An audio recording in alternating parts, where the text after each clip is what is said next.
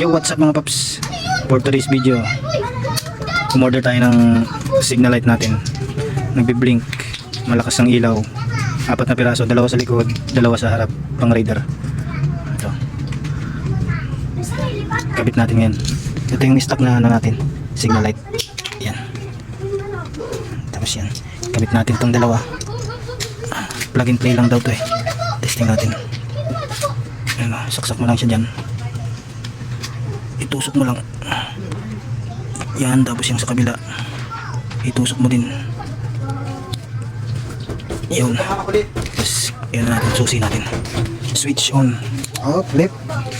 Ayan siya, left oh. Gumagana. Right. Ang right. No. Gumagana din siya guys. Oh, angis. Pareho siyang functional.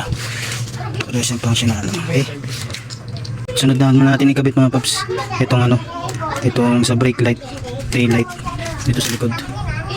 Ito kasi pundi na, ayaw na umilaw. Kala ko sa wirings lang yung may diferensya, yun pala pundi na siya. Ngayon ito, testing natin kung ano yung ilaw niya.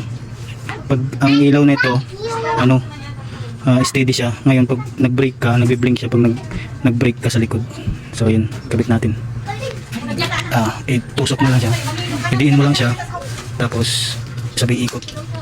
Yun na, plug and play. Ngayon pagka magbe-brake yan, magbe-blink yan pag nag-brake. Ayan mo. Pakan mo apakan mo yung preno. Pag nag-preno ko sa likod, ayan, nagbe-blink siya. Ayan. Bigay mo yung preno sa harapan. Ayan. Saka siya nagbe-blink pagka naka-preno. So yun lang mga paps. Solid. TikTok shop. Peace out.